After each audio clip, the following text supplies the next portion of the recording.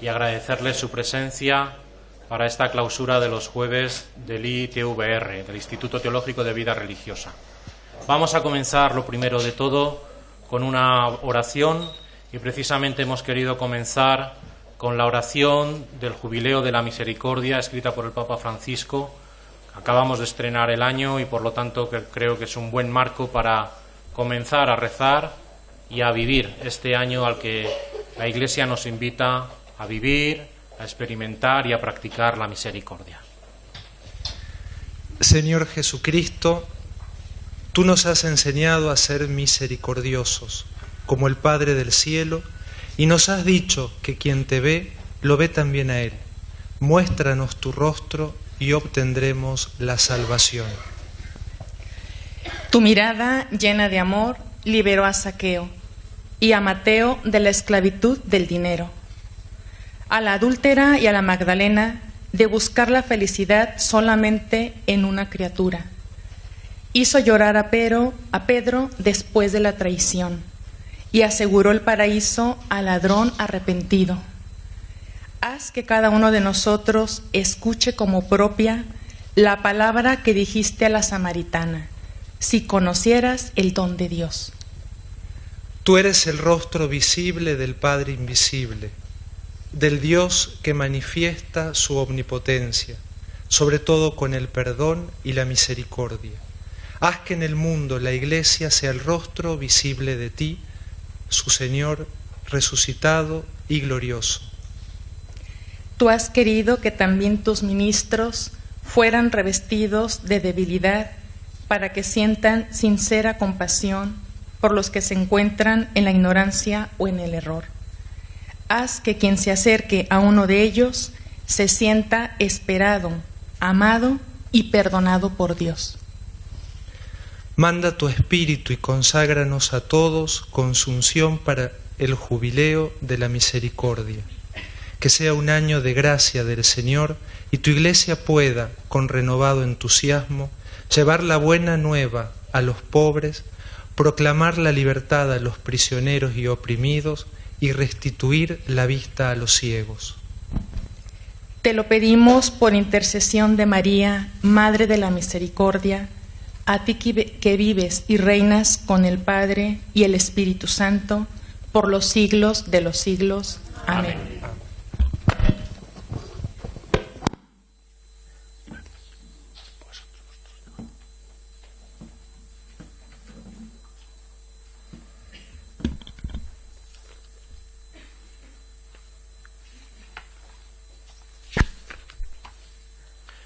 Bien, pues de nuevo buenas tardes. Saludo ya desde ahora al cardenal Lluís Martínez Istach y le agradezco su presencia en esta tarde para compartirla con nosotros. Saludo también al padre Luis Ángel de las Heras, presidente de Confer Nacional y superior provincial de los misioneros claretianos de Santiago. Agradezco la presencia de todos ustedes por asistir a esta clausura del ciclo de conferencias del Instituto Teológico de Vida Religiosa bajo el título La vida consagrada en los sínodos eclesiales.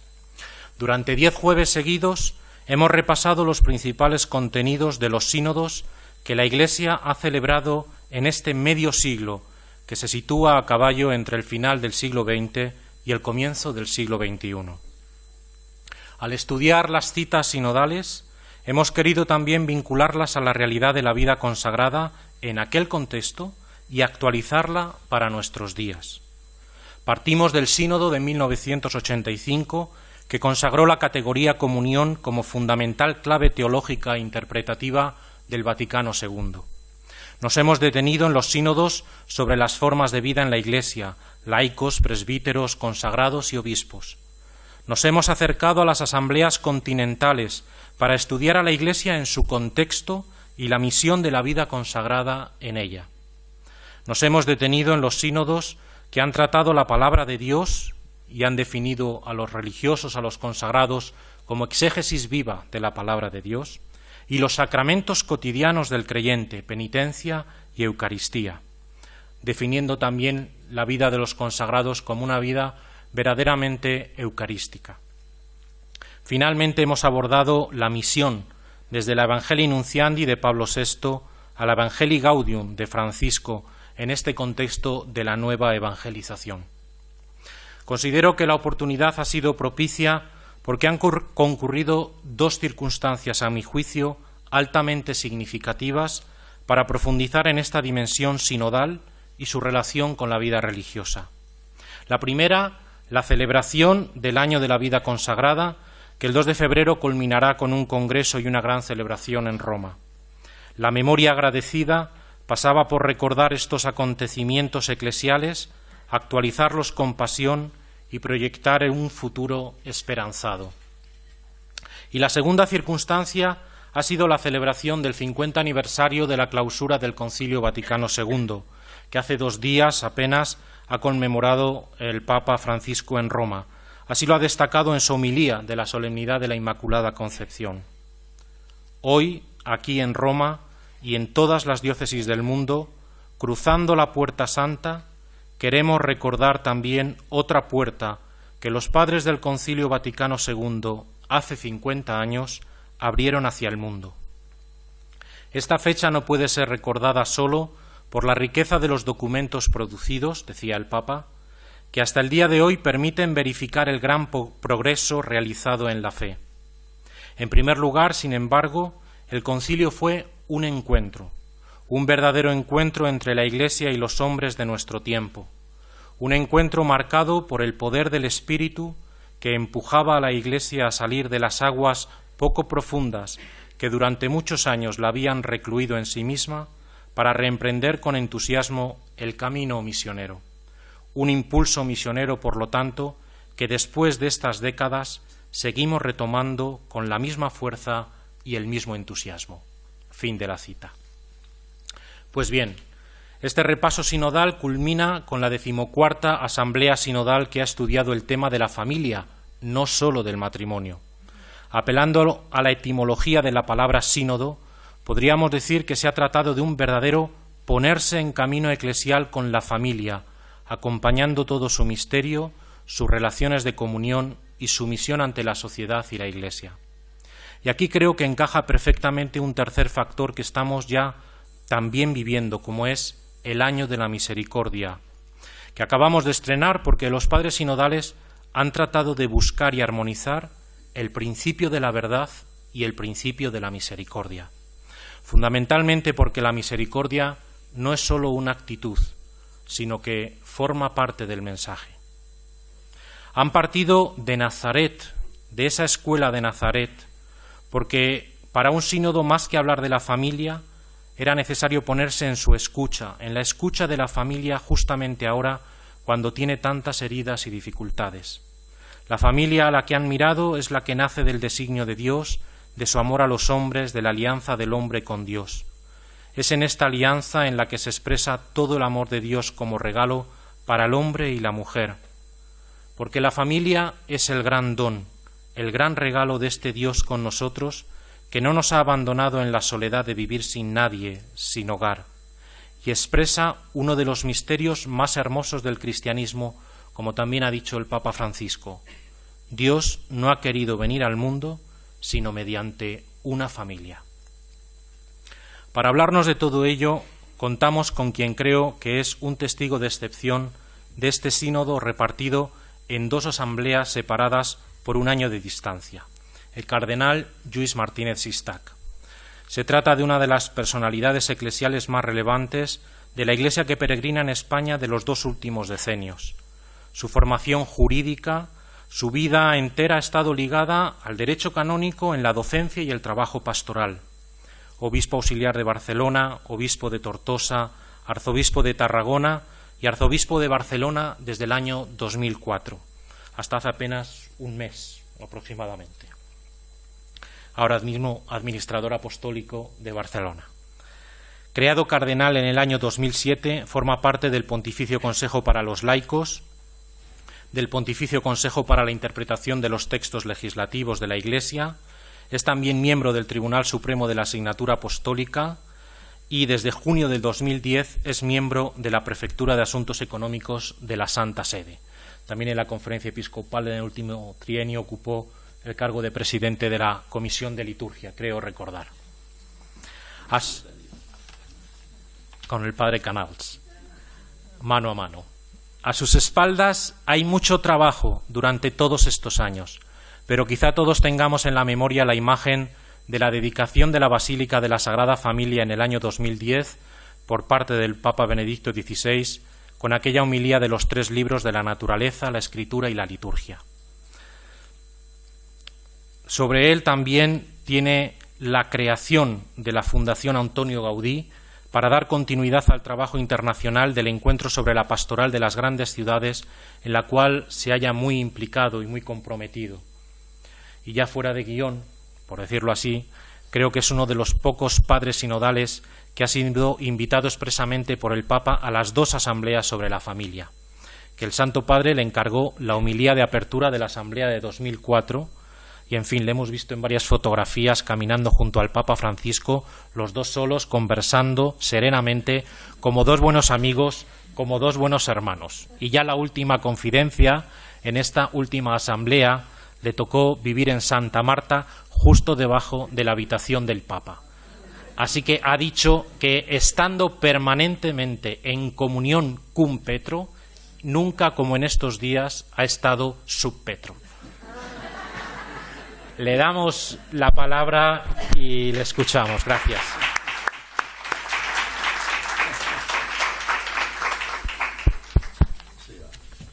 Pues muchas gracias. ¿Funciona? Ahora. Muchas gracias, director del Instituto, de estas palabras de, bueno, las primeras introduciendo un poco el trabajo de los sínodos y del Concilio Vaticano II, y también estas que se ha referido a mi persona. Yo quiero agradecerle, pues, como director de este instituto, que me haya invitado para esta exposición sinodal. Me encuentro muy bien entre vosotros y vosotras, que con vuestra vida de seguimiento radical de Cristo enriquecéis la Iglesia en vuestra tarea específica de la santidad, que es el don más grande que la Iglesia da, y ofrece y expone y manifiesta. Los religiosos y las religiosas habéis estado presentes en el sínodo de los obispos en esta última asamblea y en la anterior, y en otras sin duda, pero hablando ya de esta última, sí, habéis estado presentes. Era una representación. Bueno, una representación, por tratarse de un sínodo de los obispos, la representación, también representación más numerosa, era la del episcopado mundial. En el documento final, aprobado por el sínodo, nuestro consejo que dábamos al Papa, no es ningún documento normativo, hay algunas referencias explícitas a los religiosos, no muchas, pues no se trataba de esto, se trataba de la familia y del matrimonio. Pero en relación, por lo tanto, con las familias, los religiosos en relación con las familias, para contribuir a su integración en la comunidad parroquial, número 61, y acompañar a los matrimonios, sobre todo, en centros especializados para tal fin, número 77, en 2 lugares. Esto no significa que no se trate más de los religiosos, ya que el documento implícitamente trata de ellos como miembros que han sido y son de su propia familia. Si se habla de la familia, se habla de vosotros, de vosotras, de ustedes, y se habla también de nosotros, los obispos, los sacerdotes, etcétera. Se trata de todos porque todos hemos nacido en una familia, todos hemos vivido en una familia y todos mantenemos mucha relación de sangre y de amor con una familia. Puedo deciros que en mi grupo lingüístico habían 2 superiores generales e intervinieron muy activamente en el grupo, sobre todo lingüístico, eran miembros, pero porque en las congregaciones generales, un poquitín esta charla también entra, ayudaros a entrar al sínodo, entremos todos al sínodo y veamos qué pasaba allí dentro, ¿no? Quizá ya algunas cosas sabéis, pero y intervinieron muy activamente. También hay que decir que un buen número de obispos eran religiosos, muchos, bastantes. Participar en un sínodo de los obispos es un don de Dios, una gracia especial, una experiencia eclesial de primera magnitud, porque es vivir y realizar un trabajo sinodal y aconsejar juntamente con los otros obispos representantes del episcopado de todo el mundo, y también de otros que no son obispos, como superiores generales, algún sacerdote, etcétera, y también con los observadores o auditores, de alguna manera también, pues aconsejar al Papa, concretamente en esta ocasión sobre la familia. Por esto me gusta agradecer muy cordialmente al Papa Francisco que me haya nombrado miembro de esta Asamblea Sinodal como lo hizo también, como se ha dicho, el anterior de octubre de 2014. Sí, porque había además una continuidad de tema. Es el mismo tema. El Papa se sacó de la manga una asamblea sinodal extraordinaria el año pasado para preparar los caminos, los entremeses. Después vinieron el plato más fuerte y el segundo plato del banquete y de la comida. Pero bueno, los entremeses fueron interesantes. Hay que agradecer también al Papa que haya querido estar siempre presente en las congregaciones generales como una expresión de la importancia que da a esta institución eclesial. No faltó nunca, solamente un miércoles por la mañana, porque había la audiencia. También da importancia a esta institución del sínodo porque hizo cardenal, no lo eran antes, al secretario general, Baldisseri, lo hizo cardenal, para poner de relieve, por lo tanto, también esta importancia que tiene el sínodo. Con esta conferencia deseo llevaros al interior del sínodo que hemos celebrado y dar a conocer un poco más el clima de aquellas 3 semanas de trabajo, de plegaria, y cuál ha sido el consejo que los padres sinodales hemos dado al Papa Francisco. Como sabéis, cada país del mundo tiene en el sínodo como mínimo un representante. Pueden ser 2, pueden ser 3, pueden ser 4. Conferencia episcopal, representantes. Conferencia episcopal que tiene hasta 25 miembros, un representante. Hasta 50 miembros, 2 representantes. Hasta 100 miembros, 3 representantes. Y a partir de 100 miembros, 200, 300. Hay las conferencias episcopales. Por ejemplo, Italia, por ejemplo, Estados Unidos, por ejemplo, Brasil. Pues a partir de 100 miembros, solamente 4, porque si la proporción hubiera continuado, tendrían 15 o 20 miembros y habría una desproporción. Pero cada país tiene un representante, lo cual quiere decir que cuando se hablaba de la familia, especialmente en el sínodo, claro, es que la asamblea extraordinaria tiene unos miembros, porque se supone que hay que convocarlos rápidamente y no se puede reunir la conferencia episcopal, que hay conferencias que se reúnen una vez al año, algo que se puede hacer también por internet, pero bueno, normalmente se hace presentes todos, de escoger, de elegir a los representantes. Cuando se trata de una asamblea extraordinaria, solamente van los presidentes de las conferencias episcopales. Eso sucedió en octubre de 2014. Cuando se trata de una asamblea ordinaria que toca cada 3 años, como ha sido esta de 2015, entonces van 1, 2, 3 o 4, según el número que tiene cada conferencia. Pero os puedo decir una cosa, que en el sínodo del 2014, si os han hablado de él, pues ya os lo habrán dicho, como había el presidente de cada conferencia episcopal, y el tema era los retos, los desafíos de la familia, realmente ahí aparecieron cómo estaba un diagnóstico de la familia en todo el mundo. Porque normalmente los presidentes de las conferencias episcopales, cuando hablaban en la plenaria o en los grupos pequeños lingüísticos, hablaban de cómo estaba la situación de la familia en su país y se podía hacer un diagnóstico de cómo estaba la familia allí. Este era un poco distinto porque el tema era más amplio, la vocación y la misión de la familia en la Iglesia y en el mundo, tema más amplio. Y por otra parte, pues ya habían 4 o 3 o 2 miembros, más los que el Papa nombraba, y por lo tanto en España teníamos uno más, un servidor, etcétera, ¿no? Pero ya no se hablaba tanto de cómo estaba en cada país, algunos continentes sí, los europeos somos más teóricos, entonces hacíamos más teorías, pero había algunos continentes, en África sobre todo, en la Europa del Este, pues se hablaba de cómo estaba la situación de la familia en su país. Sin embargo, en esta Asamblea Sinodal no nos hemos quedado en el ver cómo está. Sí, lo hemos visto también, hemos observado cómo están las familias, cómo viven las familias, qué problemas tienen las familias. Por lo tanto, el ver de la realidad de las familias en el mundo de hoy, sino que hemos pasado también a un juzgar a la luz del Evangelio, a la luz del Evangelio de la familia, a la luz del magisterio de la Iglesia, a la luz de lo que la Biblia nos dice, el Señor quiere y desea que sean las familias, un juzgar. Y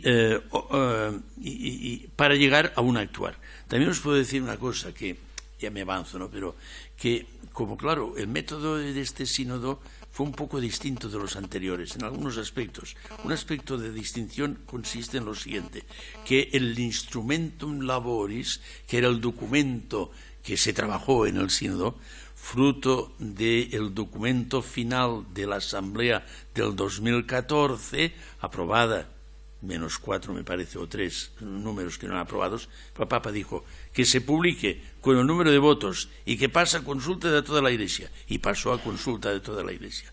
Claro que nos encontramos con una dificultad, que la superamos, pero claro, había el documento aprobado, muchos, un servidor, muchos no, algunos éramos miembros también del anterior sínodo, y algunos más porque eran elegidos por la conferencia episcopal, porque eran los presidentes, muy bien.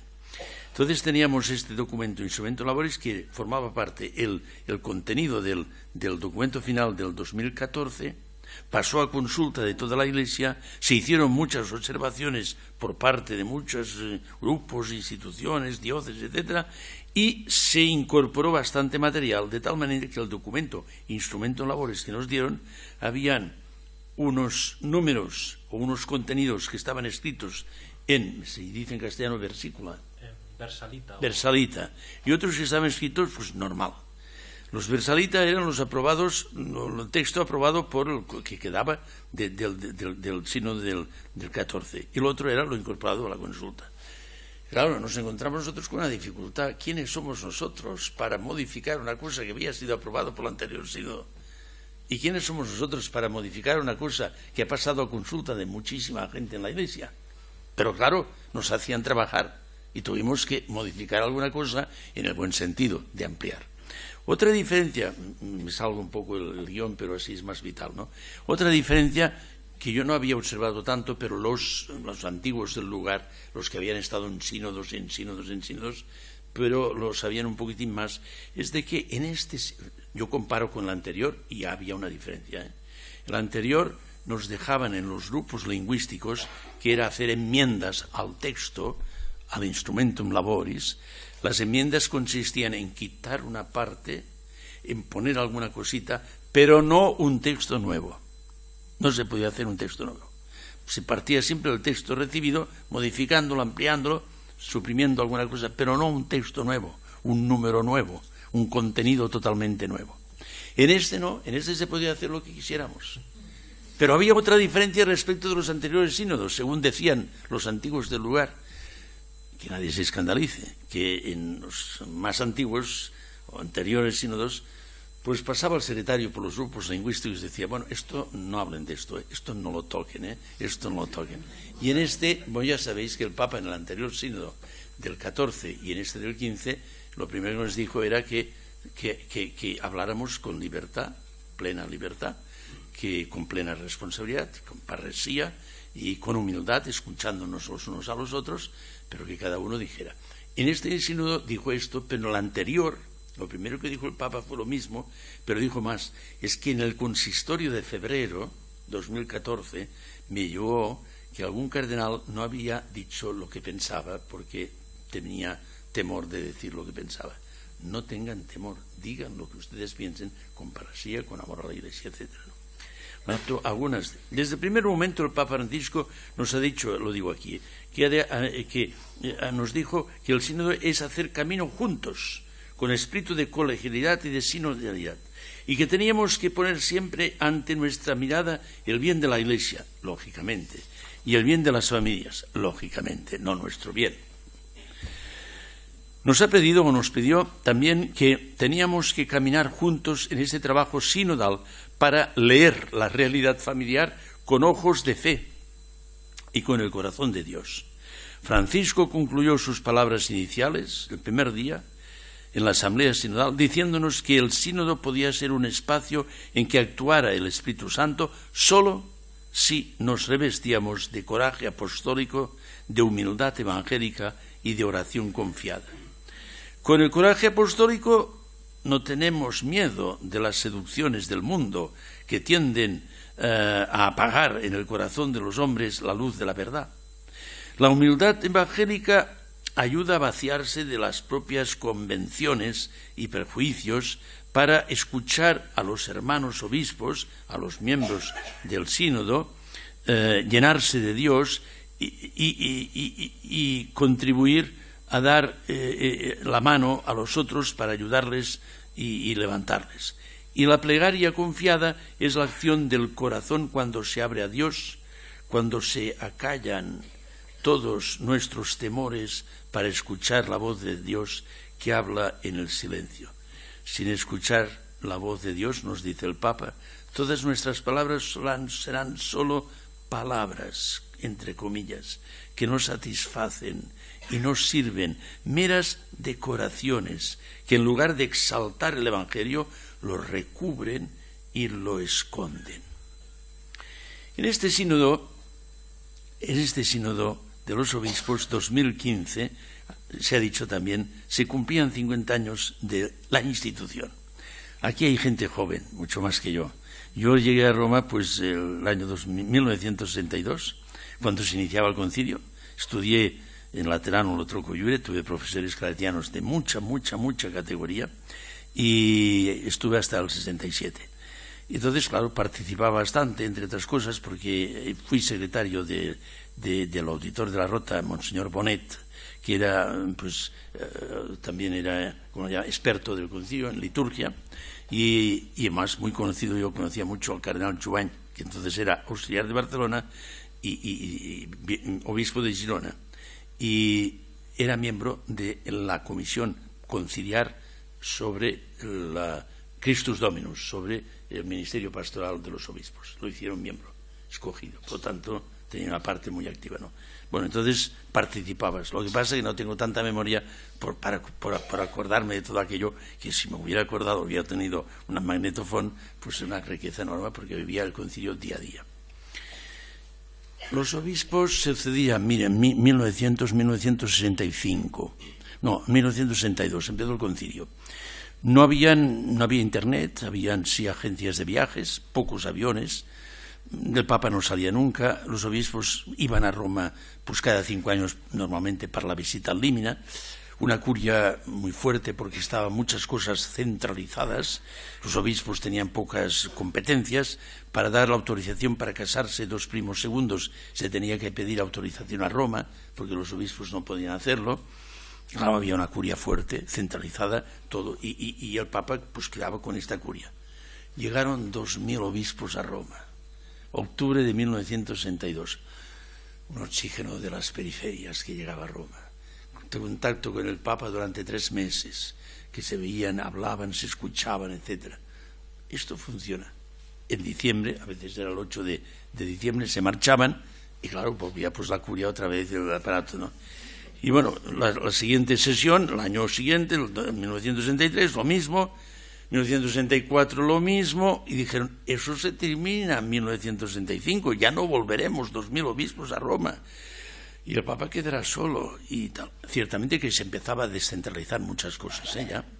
Y entonces pidieron que se constituyera un organismo representativo del episcopado de todo el mundo para que periódicamente se reuniera con el Papa para poderle aconsejar sobre temas de la vida de la Iglesia.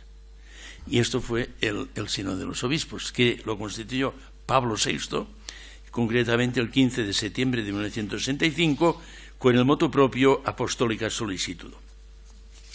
Pero fijaros que esto era importante. El sábado 17 de octubre, la Asamblea Sinodal, presidida por el Papa Francisco, celebró una solemne conmemoración de las bodas de oro del Sínodo de los Obispos. Además de expresar 5 obispos lo que había significado, un poco como nos ha dicho también nuestro director, pues lo que había significado estos 50 años de asambleas sinodales para cada uno de los 5 continentes del mundo, el Papa Francisco nos regaló un riquísimo discurso de 25 minutos sobre la Iglesia sinodal a la luz de la eclesiología del Vaticano II. Francisco comenzó diciéndonos que el camino de la sinodalidad, del caminar juntos, es el camino que Dios espera de la Iglesia del tercer milenio. El Papa se refirió al sentido de la fe, el sensus fidei, propio de los miembros del pueblo de Dios, el cual impide separar rígidamente la Iglesia que enseña, docens, de la Iglesia que aprende, dicens, ya que los fieles cristianos poseen un olfato propio para discernir los nuevos caminos que Dios pide a la Iglesia. Esto explica la consulta que ha hecho al pueblo de Dios el Papa sobre los documentos del Sínodo, este documento del Sínodo. Además, dijo el Papa, ¿cómo podríamos hablar de la familia sin escuchar a las familias, sus alegrías y sus esperanzas, sus dificultades, sus angustias? El Papa puso de relieve un principio muy presente y muy valorado en la Iglesia del primer milenio. Lo digo en latín y después lo traduzco. Quod omnes tangit, ab omnibus tractare debet. Lo que pertenece a todos ha de ser tratado por todos. Principio muy importante del primer milenio. De hecho, el sínodo actúa siempre cum petro et sub petro. Y esto no es una limitación, nos dijo el Papa, de la libertad, que para algunos les puede parecer, pero dicen no es una limitación de la libertad, sino una garantía de la unidad, ya que el Papa, como nos recuerda el Lumen Gentium del Vaticano II, es el perpetuo y visible principio y fundamento de la unidad tanto de los obispos como de la multitud de los fieles. Con una imagen muy plástica, muy inteligible, Francisco afirmó que en la Iglesia, como en una pirámide invertida, el vértice se encuentra bajo la base. Por esto, quienes ejercen la autoridad se llaman ministros, porque, según el significado de este término, son los más pequeños entre todos. Así, el sucesor de Pedro, el Papa, tiene el título de servus servorum Dei, el servidor de los siervos de Dios. Por lo tanto, una iglesia sinodal ha invertido. Un vértice arriba, no, la iglesia es al revés, sirve de todos, sirve a toda la base. Y después lo aplicó a las iglesias diocesanas, a la unión o agrupación de iglesias diocesanas y también a nivel universal. Bueno, sí. Las congregaciones generales se han celebrado en el aula. Entremos un poco. Bueno, pues vamos. Es las 9 de la mañana, un poquitín antes, 9 menos cuarto.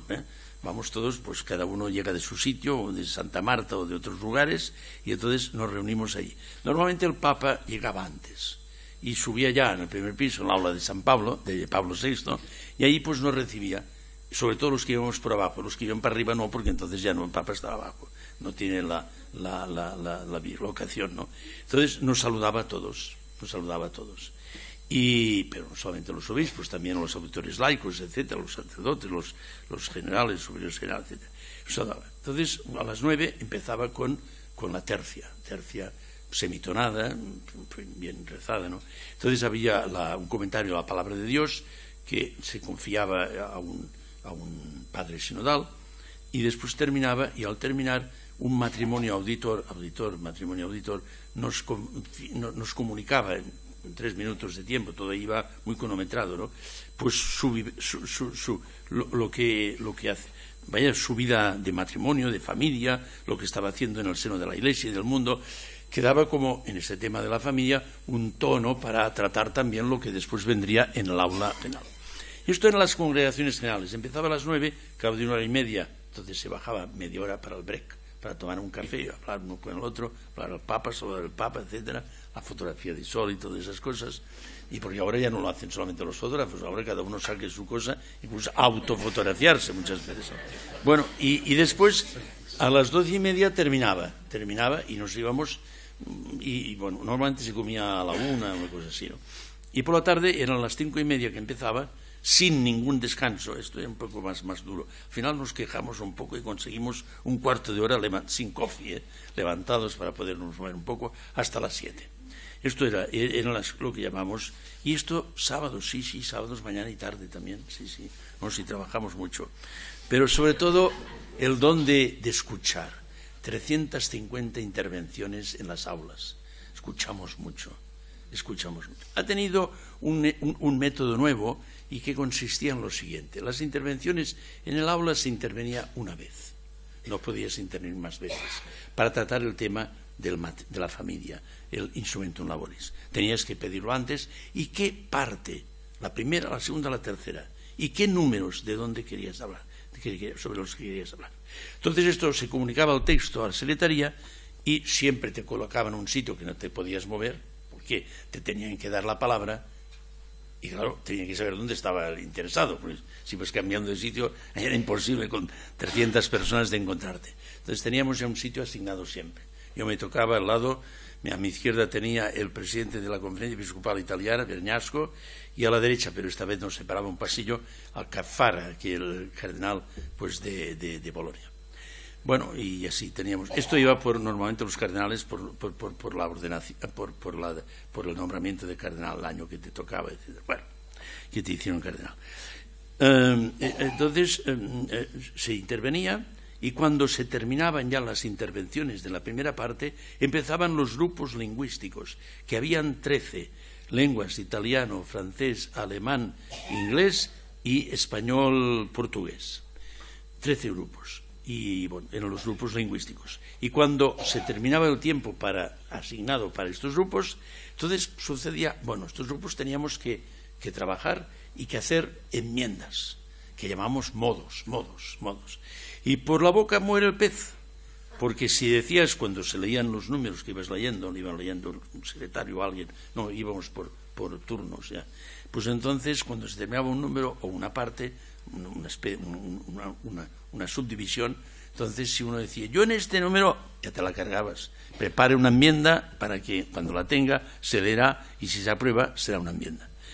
Bueno, hicimos bastantes. Yo tengo que decir que bueno, ya tenía fama de hacer enmiendas, porque había unos modelos para hacer la enmienda que te daban, y dos curas del Colegio Español que hacían como de monitores ahí, que te ayudaban, pues me dejaba bastantes, me dijo, como usted hará más enmiendas, ya le dejo aquí un paquete de estas cosas. Bueno, yo digo, mientras haya tinta, haremos enmiendas, cuando se termine, ¿no? Bueno, hicimos bastantes enmiendas nuestro grupo, y 1.350 todos los 13 grupos que son, ¿no?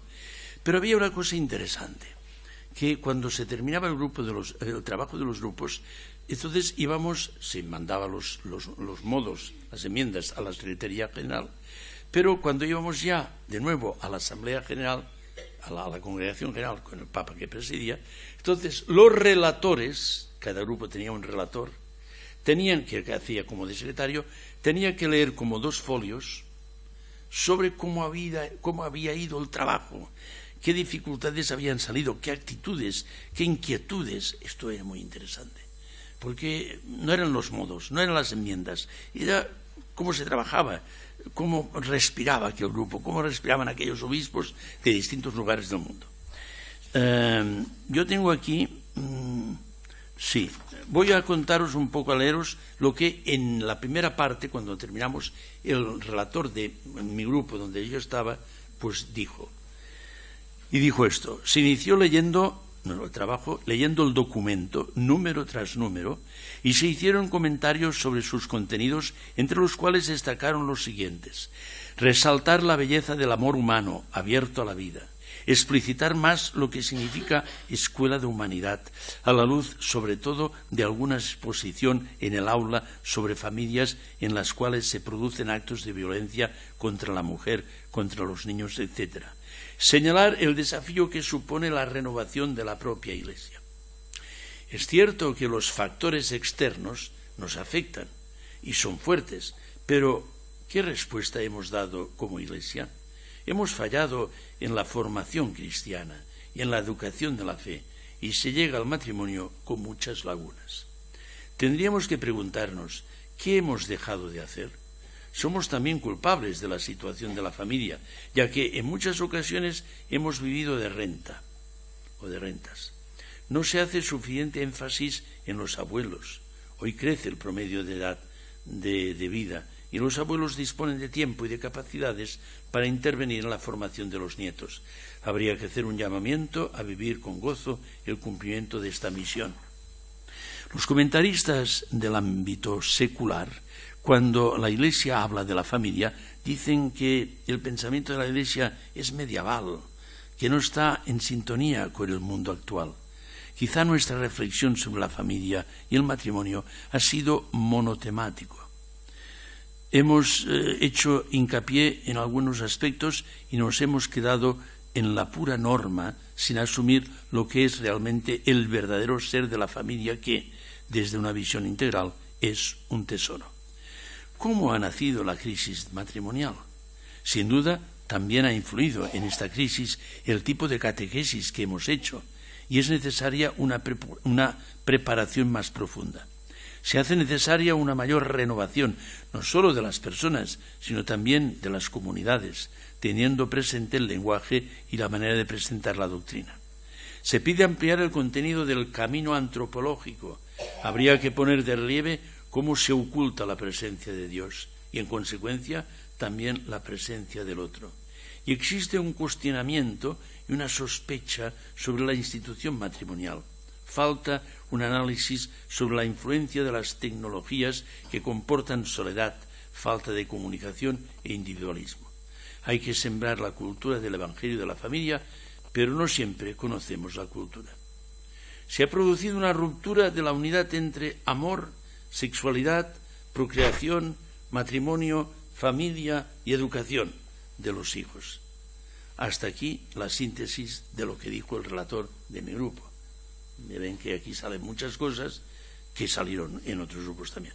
Hombre, bueno, al final del trabajo eran 36 números, hicimos 56 modos, nos ganamos la vida bien, el trabajo fue muy intenso. Los obispos en nuestras intervenciones hablamos sobre la familia, sí, eso también se puso de relieve. Nosotros hablábamos, en primer lugar, consideramos la familia, no, las familias concretas, las familias que conocemos, las familias de nuestras diócesis, las familias que hemos observado, conocido, tratado. No era la familia ideal, que también, lógicamente, la teníamos presente, pero fundamentalmente estas familias. Y hablábamos de la familia sintiéndonos miembros de una familia, porque éramos miembros de una familia, como he dicho antes, ¿no?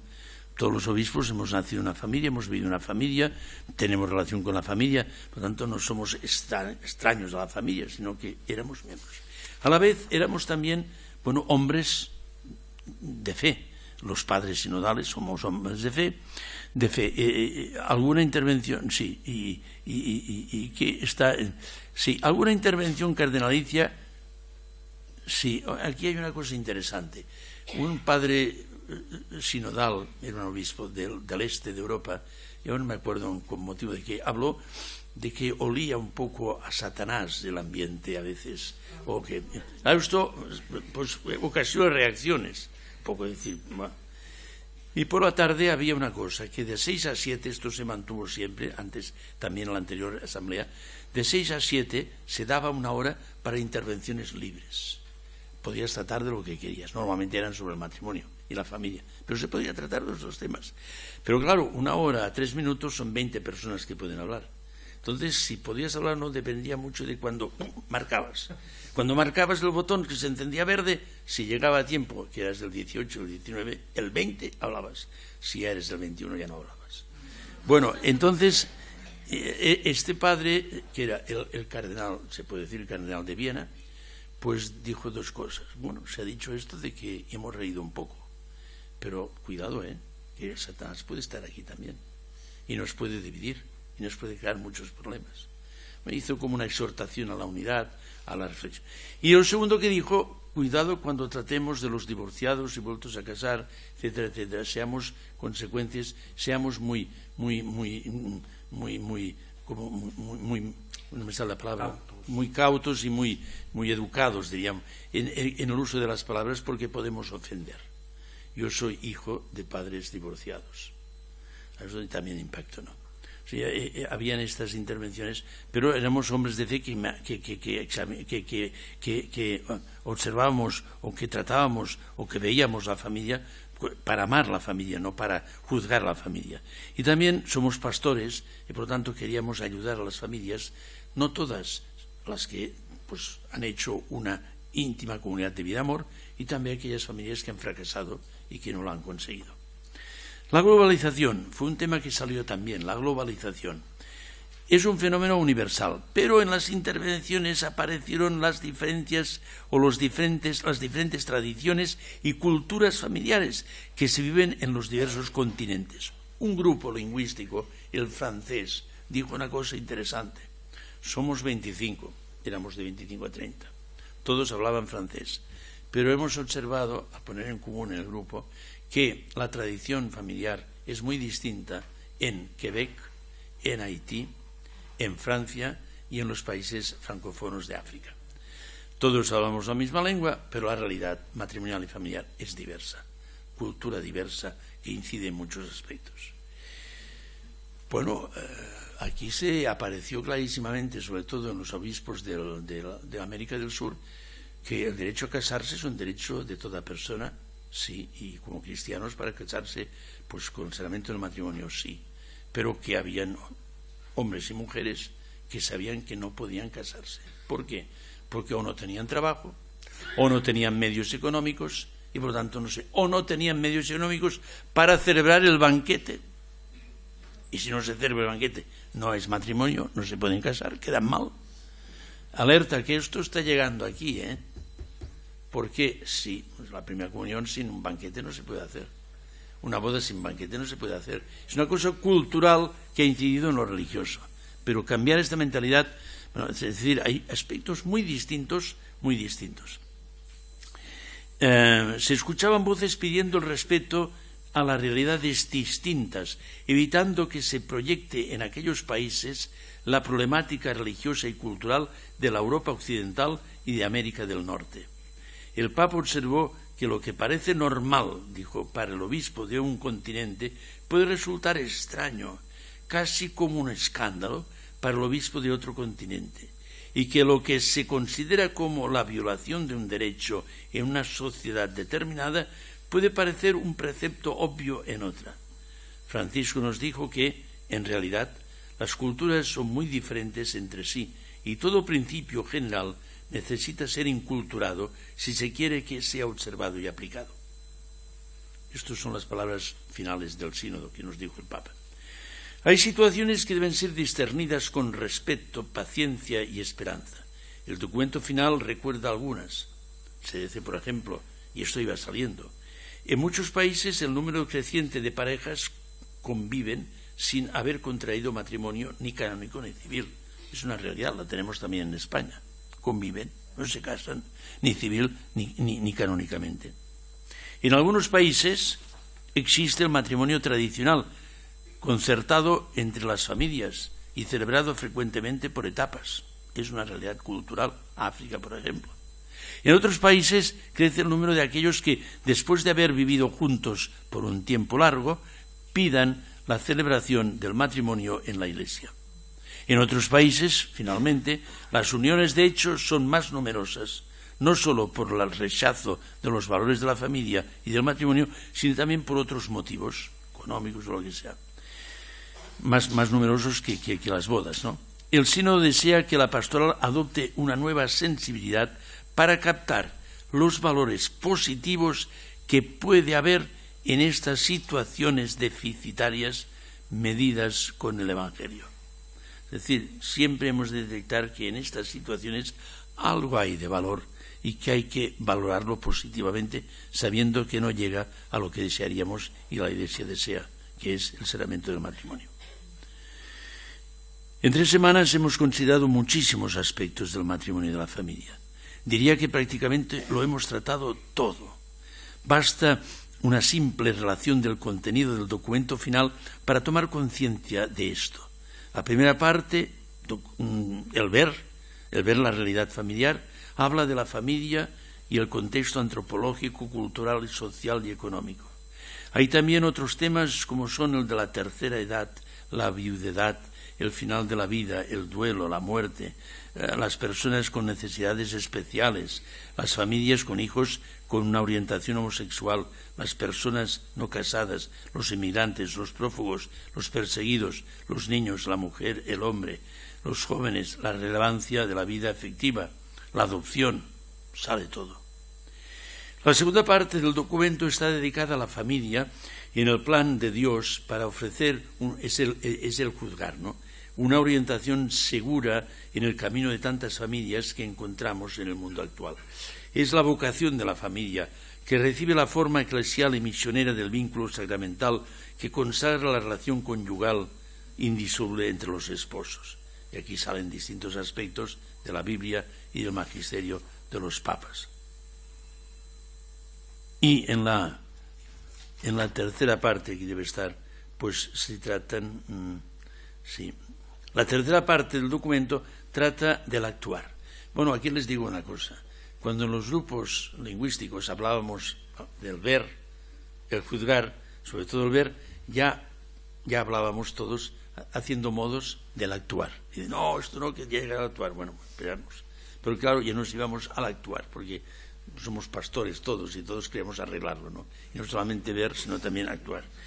Pero sí que en la tercera parte, que es el actuar, pues se habla de la preparación para el matrimonio, la celebración nupcial, los primeros años de la vida familiar, la formación de los sacerdotes para esta pastoral familiar, la transmisión de la vida, la paternidad, la maternidad responsable, el valor de la vida en todas sus fases, la adopción de hijos sale aquí, la educación, el acompañamiento pastoral de las familias en situaciones complejas, el discernimiento, la integración en la comunidad cristiana de estas personas. Subrayo esto porque después hablaremos aquí, sobre todo por la integración. No se habla en el documento final ni de confesión ni de comunión. La integración, se habla de esto. Hay una lógica de integración. La espiritualidad familiar, la familia como sujeto de pastoral, la dimensión evangelizadora de la familia, en fin, salen muchísimos temas en el documento final.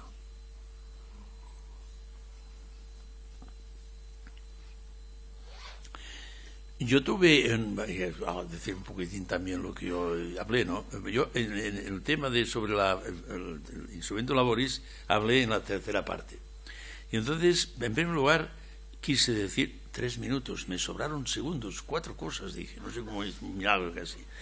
Me sobraron segundos, pero lo primero que dije es que agradecí al Papa la reforma que había hecho del proceso para la declaración de nulidad de matrimonio.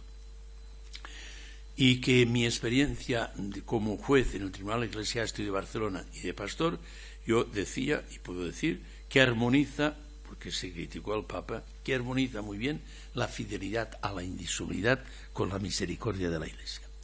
En segundo lugar, dije que de esta reforma que el Papa hace, hay algunos elementos que podrían dar pie a la jurisprudencia para profundizar un poco más sobre el amor necesario para la validez de un matrimonio y la fe necesaria para la validez del matrimonio.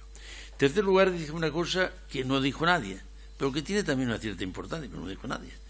El juez, cuando tiene que dar una sentencia de declaración de nulidad, pues se puede encontrar, yo en mi vida de juez eclesiástico no me he encontrado nunca, pero puede darse el caso, no sé qué hacer. 50% es válido, 50% es nulo.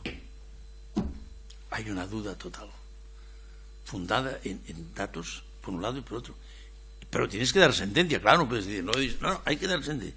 Y entonces me decanto por uno, un poco a los dados. No, está establecido que cuando se da esta duda, se tiene que fallar, se tiene que decretar, se tiene que dar la sentencia a favor de la validez del matrimonio. Eso se trató en el Concilio Vaticano II y se pasó a una comisión de cardenales que pues concluyó que sí, que se decidiera a favor de la validez del matrimonio. Y está incluido en el canon 1060 del Código de 1983. Y yo terminaba diciendo, ¿se podría revisar esta decisión, esta normativa, y fallar a favor de la nulidad? Con lo cual arreglamos un problema para algunas familias. Y la cuarta cosa que hablé, pues de la preparación al matrimonio, porque es preferible prevenir que curar. Y la gente no se casa para separarse, con todo lo que comporta para los hijos y para ellos y tal. Entonces decía que había intensificar la preparación remota, la preparación próxima. Bueno, en fin, esto es un tema, me parece muy importante, que salió mucho, ¿no? Salió mucho el tema de los inmigrantes, el tema de los refugiados y su incidencia en la validez en la vida de la familia. Hay muchos países que se da la realidad del esposo y de la esposa que emigran para buscar trabajo, dejando a los hijos con los abuelos. A veces emigran los dos juntos, a veces emigra un sitio, otro a otro. Todos vivimos con sufrimiento el dolor de tantos refugiados que se ven obligados a dejar su país. Todo esto tiene consecuencias negativas para la realización de la familia. Y ahora me permitan que diga unas sensaciones que tuve, como unas sensaciones a lo largo de estas 3 semanas.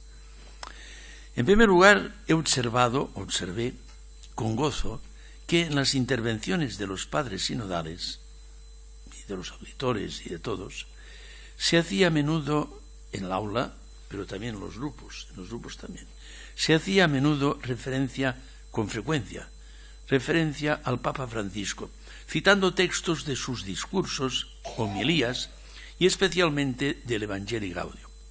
Mi impresión es que este hecho no era tan frecuente en los otros sínodos con respecto al Papa que los presidía. El Papa estaba presente, leía el texto que habíamos entregado a la Secretaría, algunas veces miraba, tenía el monitor, y cuando se citaba a un Papa que se dice Francisco, impertérrito, como si no fuera él, estaba ahí. Segundo lugar, el estilo y el contenido pastoral propio de Francisco ha llegado a toda la Iglesia. Llegó a los padres sinodales y por lo tanto pienso en toda la Iglesia. Eran frecuentes las referencias a la misericordia de Dios y de la Iglesia, a la salida hacia las periferias existenciales y geográficas, al hospital de campaña, a la Iglesia samaritana, a la acogida y al acercamiento a todas las familias, sea cual sea su situación. En ese sentido, además de los contenidos del documento final aprobado por el Sínodo, hay que valorar mucho el espíritu que se refleja constantemente en el documento final. Siempre aparece ese espíritu de acoger, de acompañar, de no juzgar de entrada. Y en tercer lugar, el documento final incluye muchas citas del Papa Francisco. Este documento final se leyó el jueves por la mañana. Todo, son 94 puntos, se leyeron, escuchamos en italiano. Al escuchar su lectura, antes de pasar la votación, pude experimentar que cuando se leían las citas de Francisco, los contenidos tenían una fuerza especial, un relieve. De alguna manera sobresalían del texto del documento por su estilo más concreto, personalizado, inteligible. Y esto yo lo noté. Es como la puerta de la entrada principal, que no está hecha todavía, del Pórtico de la Gloria, que abrió el Papa, que es la puerta principal, que la puerta sí que está hecha de bronce, de la Sagrada Familia, donde hay escritos, algunos con relieve, el Padre Nuestro en 54 lenguas. Bueno, pues entonces hay unos relieves ahí. Me permitirán que diga que el relieve que es más, sobresale más, es el catalán, pero existen todas las lenguas, pero es normal porque estamos en Cataluña, ¿no? Entonces, pero unos relieves, pues aquí vi el relieve del Papa. Pues, yo pienso que el Papa tiene dos cualidades que no todo el mundo tiene unidas. Habla de lo que interesa a la gente y lo dice con un lenguaje que entiende a la gente. Y esas dos cualidades no todo el mundo lo tiene, y por eso es escuchado y por eso es entendido. El documento final, con el título de Relación Final de los Obispos que dirigimos al Santo Padre, tiene 94 números y fue aprobado en su totalidad, votando número por número con una mayoría cualificada de 2/3, que significa 177 votos. Eran 278 los que votaban. Y hay que indicar que fueron aprobados todos los números del documento. Esto pone de relieve que, a pesar de las diferencias, de las diferentes sensibilidades, se ha alcanzado un buen trabajo sinodal. El documento fue ofrecido al Papa como el consejo que el sínodo ofrece al Papa Francisco. Él dijo inmediatamente que se publicara, pero no es un documento normativo. Esperamos el documento que hará el Papa a la luz de este consejo. Tuve 3 intervenciones más, no sobre el instrumento laboris. Tuve la agilidad de tocar el botón y las 2 primeras veces y me tocó. La primera vez, claro, aquí se hablaba mucho de 6 a 7 de la tarde. Entonces se hablaba mucho de las políticas familiares, hay políticas. Y dije, señores, perdonen, pero los laicos y los cristianos, lo específico según el concilio es estar en el mundo de la política, de la cultura. Venga, ¿dónde se cuecen las cosas? Que estén presentes. No nos lamentemos siempre con las políticas familiares, hagámoslas más según el Evangelio. Y la segunda cosa que hablé otro día era de que, pues yo en los años de joven, que muy difícil en aquellos años, que era de sacerdote, íbamos con cresma ya, era 67, 68, estaba de auxiliar aquí en Jumany. Entonces yo en verano, estaba estudiando todavía en Roma, sí, pero ya íbamos, sería el 66, pedí al arzobispo Modrego ir a París un mes de agosto en el accueil de la catedral, ¿cómo se llama? La catedral de París, Notre Dame. Porque ahí pues necesitaban para el castellano, para los turistas y tal, pues consejo y tal y cual. Pero claro, para el arzobispo Modrego París era peligroso. También en aquel ambiente, en aquellos años, no se rían, era peligroso que había un antecesor mío en Tarragona, cardenal Arriba y Castro, no tenía sentido del humor, pero un santo hombre, y un día dicen que en la plenaria del episcopado español dijo: he recibido una carta de una señora de París a la cual no conozco. Con cuidado, a la cual no conozco. Es decir, entonces con la intercesión del obispo auxiliar Jovany pude ir un mes. Entonces me llamaron un día, estando allí en la Key, que había habido un accidente de 2 personas que eran hispanos y por lo tanto hablan castellano, y que fuera al hotel día al lado. Y fui, y me encontré con unas 2 personas casadas civilmente, me parece, pero divorciadas. Pero claro, como estaban accidentadas, yo, en fin, confesión y comunión. Lloraban de dolor, pero lloraban sobre todo de una emoción. No habían ido a comulgar nunca, iban a misa cada domingo. Yo entonces, como joven, dije: ya, estos, gracias a Dios, se ponen bien, pero ¿qué hay ahora? ¿Qué se puede hacer? Me fui a Etudes, la revista Etudes de ahí, de París, de los jesuitas. Pero claro, me dijeron la doctrina clásica, ¿no? Bueno, yo les dije un consejo: mire, ustedes ahora se van a Miami, consulten a una persona entendida si el matrimonio es nulo. Y se marcharon. Al cabo de 3 años yo estaba de vicario general, no sé si era obispo auxiliar, pero vicario general aquí en Barcelona, sería vicario general todavía, bueno, sacerdote, y me llamaron de un hotel de la calle Pelayo. Aquí hay un matrimonio que desea hablar con usted, tal, si usted... Y fui, y ya estamos casados. Se pudo anular el matrimonio de uno y se pudieron casar por la Iglesia. Era para decir, hay que procurar también valorar la nulidad de matrimonio en muchos casos. Y la tercera, ya la última vez que hablé, os lo digo, pues se leyó todo el documento. Bueno, vamos por partes antes. Hay una cosa, número 85, muy importante. Bueno, el que la prensa ponía más importante: divorciados y vueltos a casar, ¿qué hacemos con ellos? No fue el más importante de todos fueron importantes, porque hay que dar más importancia a que se casen bien para evitar que haya más problemas todavía con los divorciados y casados civilmente. Entonces, un día, bueno, yendo hacia el aula,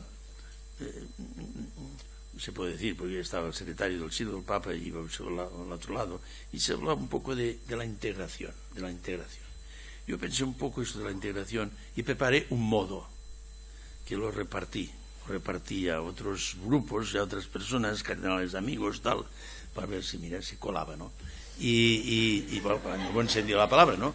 Y entonces, bueno, llegó a nuestro grupo el tema, el número 85, leí mi modo, y un cardenal de Sudamérica leyó también uno sobre esto, y un arzobispo de Sudamérica leyó también uno sobre esto. Y nos dijo el grupo: salgan ustedes 3 y preparen una enmienda unificada. Salimos de la sala, fuimos a un sitio, preparamos una enmienda un poco larga, unificada, del número 85, la leímos, fue aprobada y se incorporó al documento final, porque uno de los 3 era miembro de la comisión redactora del documento final. Eso también influye. Pero yo creo que fue aprobado por todos, por tanto era bueno, ¿no? Bueno, esto ya es interesante. Bueno, y entonces se leyó todo esto, y un jueves por la mañana, jueves por la tarde se dejó libre para estudiarlo, viernes y al último viernes por la mañana fuimos a la plenaria, y yo no quería hacer ninguna enmienda ya, pero dijeron: han pedido la palabra 20. Digo, 20 son 1 hora, y esto dura 2 horas y media, por lo tanto tengo tiempo para hacer algunas enmiendas. En unas cuantas 5 enmiendas, toqué el botón verde y funcionó, me dieron la palabra. La actitud era de no aceptar, porque ya habían hecho el documento final y tenía que ser una cosa enorme. Pero me aceptaron una, ya veis, muy sencilla, era una palabra. Pedía añadir una palabra. En el número 84 se decía que los divorciados tenían que tener un acompañamiento para integrarse a la comunidad cristiana. Yo dije, falta un adverbio, más, più, en italiano. Integrarse más, porque ya están integrados, no están excomunicados. Y esto sí, esto me lo aceptaron, se figura en el texto. Sí. Pero era una lógica, es lógico, pero nadie se fijó y me lo aceptaron. Entonces hice otra que no lo entendieron y cambiaron una palabra, pero tampoco la entendieron. Y le redacté en italiano y todo el texto. Y después hice sí. Y ahora vamos a este número 85, lo que preparamos un poco. Por tanto, en el documento final no se habla de confesión y comunión, no. La lógica, ¿cuál es? La integración en la comunidad cristiana. Y se dice que el documento se dice lo siguiente.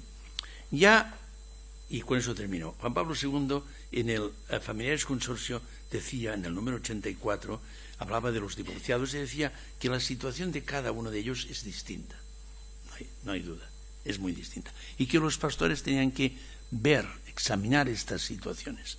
Partiendo de esto, se pide de que haya un seguimiento de estas personas, un acompañamiento por parte de sacerdotes a la luz del magisterio de la Iglesia y las orientaciones del obispo, para que, pues porque sus situaciones son muy diversas y no se puede negar que en algunas circunstancias la imputabilidad y la responsabilidad de una acción pueden quedar disminuidas o anuladas. Catecismo de la Iglesia Católica número 1735, a causa de diversos condicionamientos. Consecuentemente, el juicio sobre una situación objetiva no se ha de llevar a un juicio sobre una imputabilidad subjetiva. Este número 85 dice también que manteniendo una norma general, bueno, por lo tanto, veis que, claro, porque aquí hay un problema fuerte. El texto evangélico. Cuando deja la esposa y si no con otro comete adulterio. Y es un pecado grave, sí. ¿Se va a confesar? Sí, puede ir, pero le dirán que hacer un propósito de no volver a cometerlo. Y si vive con otra persona que no es su esposa, entonces lo que se ha dicho siempre, que se separen, que vivan como hermanos. Bueno, tiene su lógica, pero si partimos de que hay ciertas circunstancias atenuantes o eximentes, aquella valoración objetiva de gravedad o grave, de pecado grave, por circunstancias atenuantes o eximentes, puede ser que subjetivamente no tenga la gravedad, no tenga la misma gravedad. Y eso, claro, abre una puerta importante. Era una grieta que ya en el 2014 se insinuó. Habían otras. Lo de la Iglesia Oriental se ha quitado, se habla solamente de esta. Por lo tanto, claro, esto cambia las cosas. ¿Que dependerá de cómo ha ido la separación conyugal? Sí. Y aquí yo intervení también el último día para que añadieran esto, a pesar de que lo habíamos preparado, pero bueno, es que yo dije, pero no solamente cómo ha ido la separación, sino la nueva unión cómo está. Es una unión auténtica en el sentido de que se quieren, son fieles el uno al otro, tienen hijos incluso de esta unión, catequizan a los hijos, celebran la fe. Todo eso hay que tener en cuenta también. Esto no me lo aceptaron porque la actitud era no incorporar más cosas. Bueno, y se votó y esta tuvo 178 votos, el más complicado de todos, y a favor. Por lo tanto, pasaba de 177 y 80 en contra. Yo no os quiero cansar más y, por lo tanto, termino. Si hay una pregunta y quieren hacerla, pues la pueden hacer. Muchas gracias por su atención.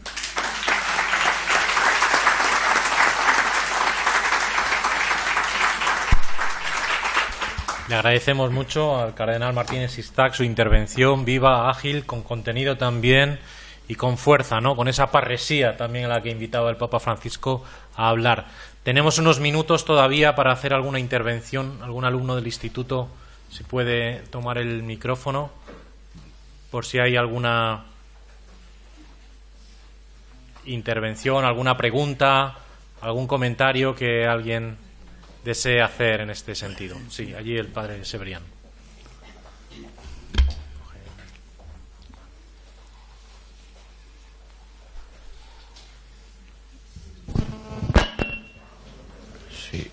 Mi pregunta sería si en algún o en ningún momento del sínodo, por parte de nadie, surgió el cuestionamiento más radical diríamos, podría haber uno desde fuera de la Iglesia, de la inflexibilidad con que la Iglesia católica toma la indisolubilidad del matrimonio.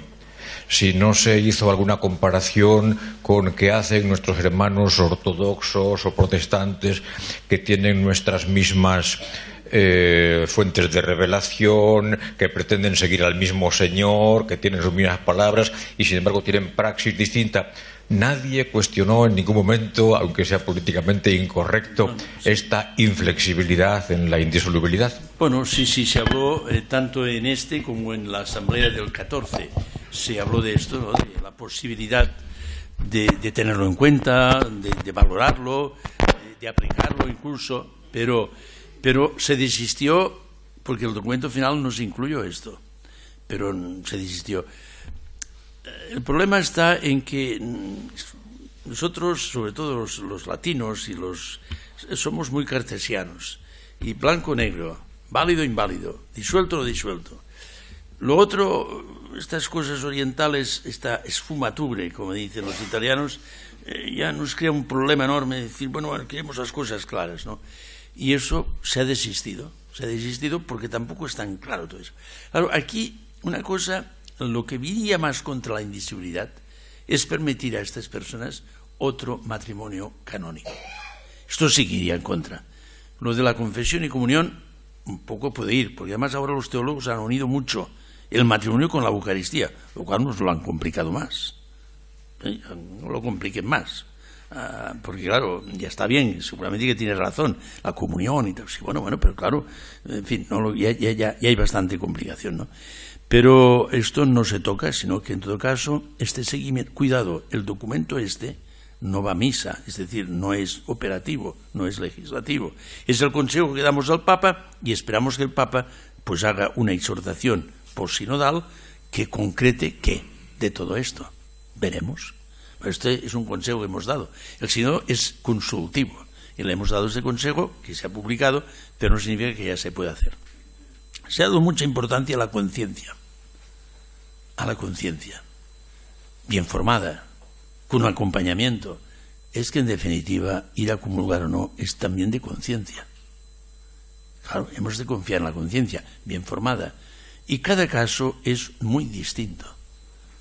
Y la Iglesia siempre ha tenido instituciones como la piquella, la dispensa, porque las normas, las leyes, no lo pueden prever todos los casos concretos. Y entonces aquí entra la conciencia también. Gracias. Por allí había otra pregunta.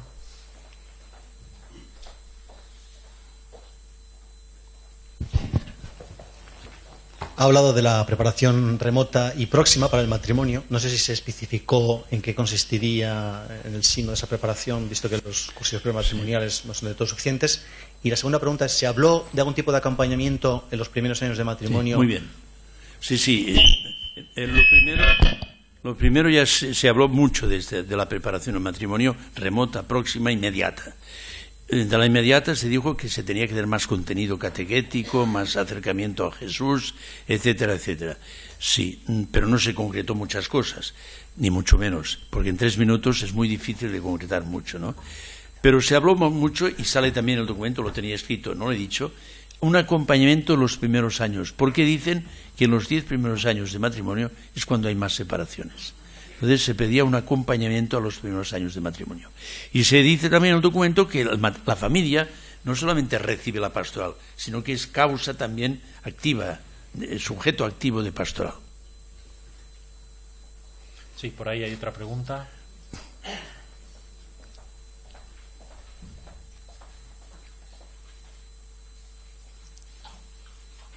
Concretamente sobre la relación con la vida religiosa y la familia. Había inconveniente antes, no sé en la actualidad hasta dónde se ha superado, de que en la pastoral vocacional había que tener muy en cuenta el origen de esa vocación de la familia. Y había inconvenientes si estaba divorciada, si la familia no se llevaba bien, como afortunadamente lo mejor es sufrir estos estos accidentes en propia persona, pues muchas veces supongo yo que cuando hay divorcios en la familia de los obispos y de los propios creyentes y comprometidos en la pastoral, en la vocacional, pues habrá cambiado todo esto y no se tendrá en cuenta. Hombre, en los pequeños hay una mayor influencia, pero a veces en los ya adultos o en las personas serias, ¿qué importa el origen de donde procede una vocación y la edad en que el Señor llama a los nuevos Pablos o a los nuevos llamados? Sí, sí. Bueno, sí, no se tocó el tema en concreto, pero ya no apareció. Es decir, esto ha cambiado. Desde el cardenal, porque, en fin, se puede decir, porque no es exhausto, desgraciadamente es así, y hay muchos y cada día hay más. Tenemos sacerdotes, supongo que hay religiosos, religiosas, que son hijos de matrimonios separados. Bueno, pues es una realidad que ahora ha aumentado porque cada 5 minutos, y llevamos aquí quizá más de una hora, cada 5 minutos hay una separación, un divorcio en España. Y en todas las buenas familias hay siempre algún caso de separación y divorcio. Yo me parece que no queda ninguna familia que pueda decir, no, en mi familia ninguno. Desgraciadamente es así. Esto es una enfermedad, hay que curarla también, porque no es normal esto. Pero bueno, no, esto ha cambiado. Ha cambiado porque primero se valoran otras cosas y no las tendencias, sino otras cosas personales, ¿no? ¿Alguna otra pregunta, intervención por allí?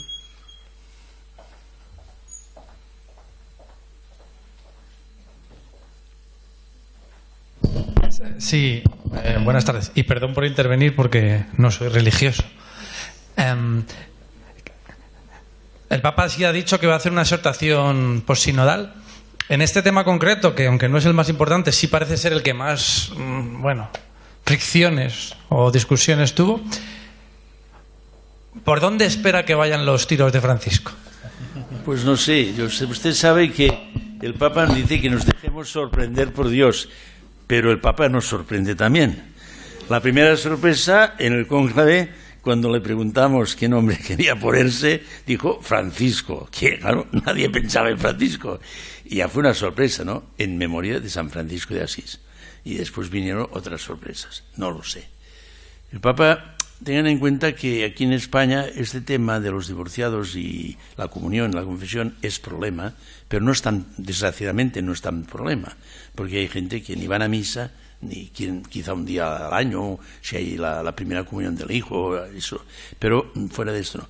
Pero si han estado, como muchos de ustedes han estado en Sudamérica, y el Papa y el arzobispo de Buenos Aires, y es de ahí de Argentina, hombre, uno ve que ahí practican los de 40, 30, 50 años que tienen problemas de separación y divorcio.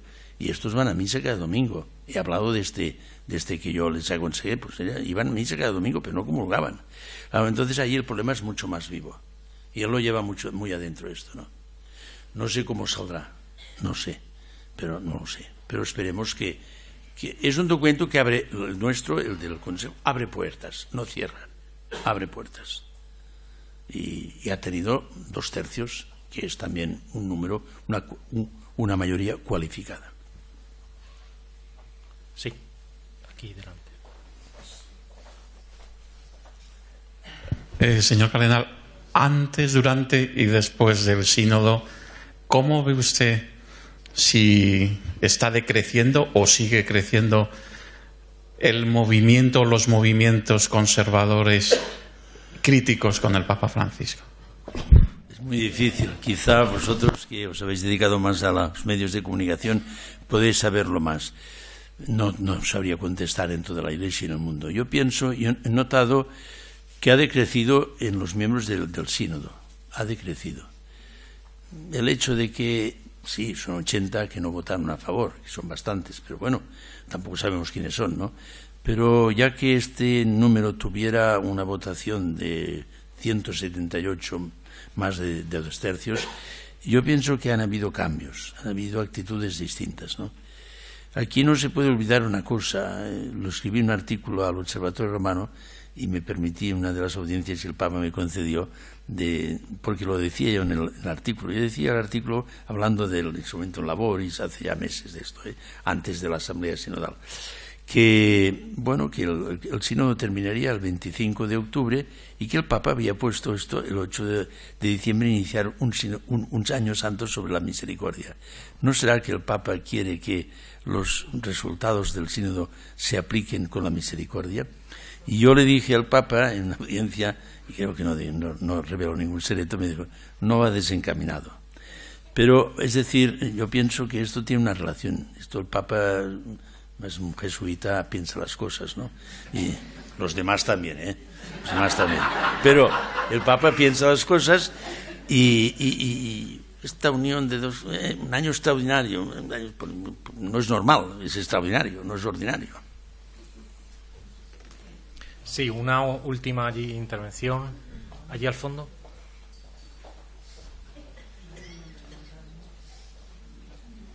Bueno, primero que nada, pues agradecerle por su experiencia. Y la pregunta sería la siguiente. Aparte de un buen acompañamiento previo al matrimonio, ¿se ha hablado de una misión concreta para los religiosos dentro de la familia? Se ha hablado en el número que tengo apuntado, el 61 del documento final, y el 77, se habla de acompañar a los matrimonios en institutos. Han de aportar los religiosos algo importante también, ¿no? Y por lo tanto hay institutos de acompañamiento, de reconciliación de los esposos, de preparación al matrimonio, pueden también participar, sí, pero no concreta, habla en general. Lo pone al lado de otros, ¿no? Sacerdotes, religiosos, catequistas, matrimonios. Sí, yo tampoco no salió más cosas, porque eso también depende mucho. Pero claro, era más bien de la familia, pero en este sentido que todos son miembros de la familia pueden hacer muchísimo. Hombre, porque las congregaciones masculinas, pero sobre todo las femeninas, estáis haciendo muchísima cosa para la familia, muchísimas cosas.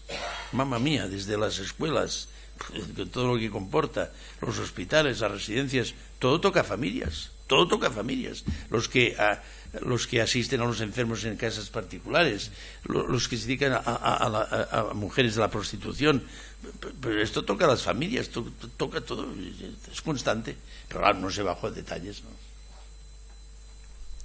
Muy bien, muchas gracias. El cardenal Martínez Sistac nos ha dicho que el sínodo es un don de Dios y un acontecimiento eclesial. Le agradecemos que haya compartido estas impresiones, estas sensaciones y estos contenidos. Le agradecemos también que nos haya transmitido cómo no solo en el sínodo se ha hablado de la familia en general, sino de las familias concretas, de sus problemas reales. Se ha visto la situación, o sea, se ha estudiado el contexto, se ha iluminado a partir de la fe y se han puesto también los medios para actuar en el futuro y precisamente aplicarlos con esa unión entre el principio de verdad y el principio de la misericordia.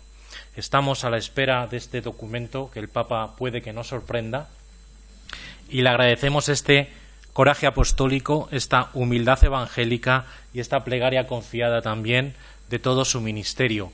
Le da tiempo pasado mañana a abrir la Puerta Santa de la Misericordia en la Catedral de Barcelona y unos días después, y es por la misma tarde, será la despedida, bueno, la acción de gracias por el ministerio episcopal del cardenal Martínez Sistac en Barcelona. Desde aquí nos unimos a esa acción de gracias y lo encomendamos a la Mare de Déu de Montserrat.